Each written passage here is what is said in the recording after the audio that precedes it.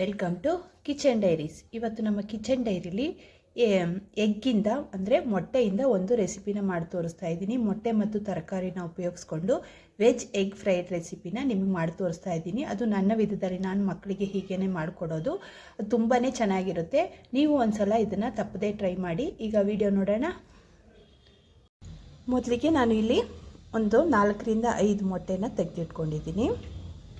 ಹಾಗೆಯೇ ಇದ್ರ ಜೊತೆಗೆ ಒಂದು ಮೀಡಿಯಮ್ ಸೈಜ್ ಈರುಳ್ಳಿನ ಸಣ್ಣ ಸಣ್ಣದಾಗಿ ಹೆಚ್ಚಿಟ್ಕೊಂಡಿದ್ದೀನಿ. ಹಾಗೆ 2 ಹಸಿಮೆಣಸಿನ್ಕಾಯಿನ ಕಟ್ ಮಾಡಿ ಇಟ್ಕೊಂಡಿದ್ದೀನಿ. ಸ್ವಲ್ಪ ಕೊತ್ತಂಬರಿ ಸೊಪ್ಪನ್ನ ಸಣ್ಣ ಸಣ್ಣದಾಗಿ ಕಟ್ ಮಾಡಿ ಇಟ್ಕೊಂಡಿದ್ದೀನಿ. ಇಷ್ಟು ರೆಡಿ ಮಾಡಿ ಇಟ್ಕೊಂಡಿದ್ದೀನಿ. ಈಗ ನೋಡಿ, ನಾವು ಇಟ್ಕೊಂಡಿರೋ ಮೊಟ್ಟೆನ ಒಡೆದು ಒಂದು ಬಟ್ಲಿಗಲ್ಲಿ ಹಾಕ್ಕೊಳ್ಳೋಣ. ನೋಡಿ, ಈ ಬಟ್ಲಿಗೆ ಸೇರಿಸ್ಕೊಳ್ತಾ ಇದ್ದೀನಿ. ಒಂದೊಂದೇ ಮೊಟ್ಟೆನ ಒಡೆದು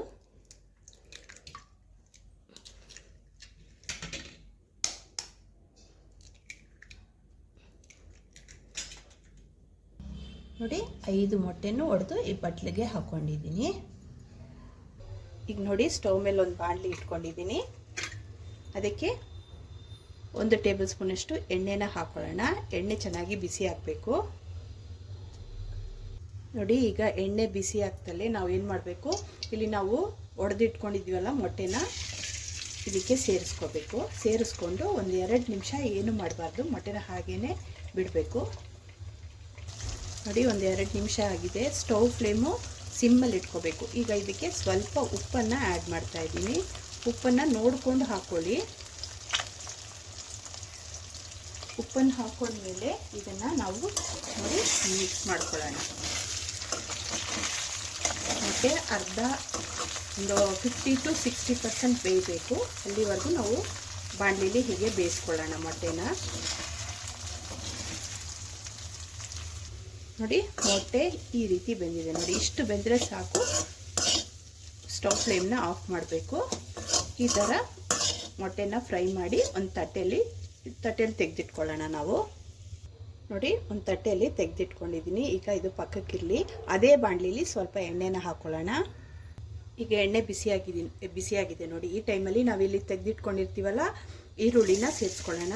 ಈರುಳ್ಳಿ ಮತ್ತು ಹಸಿಮೆಣಸಿನ್ಕಾಯಿನ ಈ ಎಣ್ಣೆಗೆ ಸೇರಿಸ್ಕೊಂಡು ಸ್ವಲ್ಪ ಅದನ್ನು ಫ್ರೈ ಮಾಡ್ಕೊಳ್ಳೋಣ.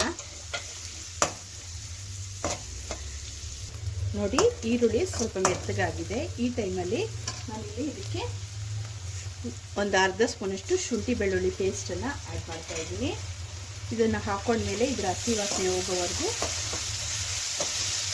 ಇದನ್ನು ಚೆನ್ನಾಗಿ ಫ್ರೈ ಮಾಡ್ಕೊಳ್ಳಿ. ಆದಮೇಲೆ ಇಲ್ಲಿ ನಾನು ಸ್ವಲ್ಪ ಬೀನ್ಸು ಮತ್ತು ಕ್ಯಾರೆಟ್ನ ಸಣ್ಣ ಸಣ್ಣದಾಗಿ ಕಟ್ ಮಾಡಿ ಇಟ್ಕೊಂಡು ಸ್ವಲ್ಪ ಬೇಯಿಸಿಟ್ಕೊಂಡಿದ್ದೆ. ಬೇಯಿಸಿಟ್ಕೊಂಡ್ರೆ ಈಸಿ ಆಗುತ್ತೆ, ಅದರಿಂದ ಇದನ್ನು ಬೇಯಿಸಿಟ್ಕೊಂಡಿದ್ದೀನಿ. ಬೇಯಿಸಿಟ್ಕೊಂಡಿರೋ ತರಕಾರಿನ ಇದಕ್ಕೆ ಸೇರಿಸ್ಕೊಳ್ಳೋಣ. ಸೇರಿಸ್ಕೊಂಡು ಇದ್ರ ಜೊತೆಗೆ ಚೆನ್ನಾಗಿ ಇದನ್ನು ಸೇರಿಸಿ ಫ್ರೈ ಮಾಡ್ಕೊಳ್ಳೋಣ.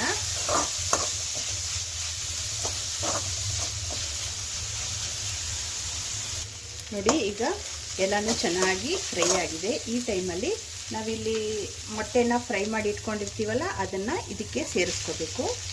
ಸೇರಿಸ್ಕೊಂಡು ಇದನ್ನು ಒಂದು ಮಿಕ್ಸ್ ಕೊಡಬೇಕು. ಹೀಗೆ ಮಿಕ್ಸ್ ಕೊಟ್ಟು ಆದಮೇಲೆ ಸ್ಟವ್ ಫ್ಲೇಮನ್ನು ಸಿಮ್ ಮಾಡಿಕೊಂಡು ಇಲ್ಲಿ ನಾನು ಮೊದಲೇ ಅನ್ನ ಮಾಡಿ ಅದನ್ನು ತೆಗೆದು ಸ್ವಲ್ಪ ಆರಕ್ಕಿಟ್ಟಿದ್ದೆ.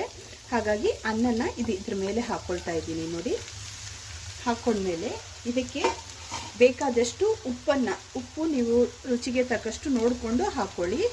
ಉಪ್ಪನ್ನು ಹಾಕ್ಕೋಬೇಕಾಗತ್ತೆ. ಉಪ್ಪನ್ನು ಹಾಕ್ಕೊಂಡ್ಮೇಲೆ ಒಂದು 3/4 ಸ್ಪೂನಷ್ಟು ಪೆಪ್ಪರ್ ಪೌಡ್ರನ್ನು ಇದರ ಮೇಲೆ ಹಾಕ್ಕೊಳ್ತಾ ಇದ್ದೀನಿ. ಹಾಗೆಯೇ ಸ್ವಲ್ಪ ಗರಂ ಮಸಾಲೆ. ಇದು ಟೋಟಲಿ ಆಪ್ಷನಲ್ಲು, ಬೇಕಾದರೆ ಹಾಕ್ಕೊಳ್ಳಿ. ನಾನು ಹಾಕ್ಕೊಳ್ತೀನಿ. ಇದರಿಂದ ಟೇಸ್ಟ್ ಚೆನ್ನಾಗಿರುತ್ತೆ, ಅದರಿಂದ ಸೇರಿಸ್ಕೊಳ್ತಾ ಇದ್ದೀನಿ. ಹಾಗೆಯೇ ಸ್ವಲ್ಪ ವಿನಿಗರ್ನೂ ಸೇರಿಸ್ಕೊಳ್ತಾ ಇದ್ದೀನಿ. ಹಾಗೆ ಸ್ವಲ್ಪ ಸೋಯಾ ಸಾಸನ್ನು ಆ್ಯಡ್ ಮಾಡ್ತಾ ಇದ್ದೀನಿ. ಸೋಯಾ ಸಾಸ್ ಸ್ವಲ್ಪ ಹಾಕ್ಕೊಂಡ್ರೆ ಸಾಕು. ಹಾಕ್ಕೊಂಡು ಸ್ವಲ್ಪ ಕೊತ್ತಂಬರಿ ಸೊಪ್ಪನ್ನು ಹಾಕ್ಕೊಂಡು ಚೆನ್ನಾಗಿ ಮಿಕ್ಸ್ ಮಾಡ್ಕೋಬೇಕು. ಈಗ ಎಲ್ಲನೂ ಸೇರಿ ಮಿಕ್ಸ್ ಮಾಡ್ಕೋಬೇಕು. ಸ್ಟವ್ ಫ್ಲೇಮು ಸಿಮ್ಮಲ್ಲಿ ಇಟ್ಕೋಬೇಕು. ನೀವು ಚೆನ್ನಾಗಿ ಒಂದಕ್ಕೊಂದು ಬೆರೆಯೋ ಥರ ಮಿಕ್ಸ್ ಮಾಡ್ಕೋಬೇಕಾಗತ್ತೆ.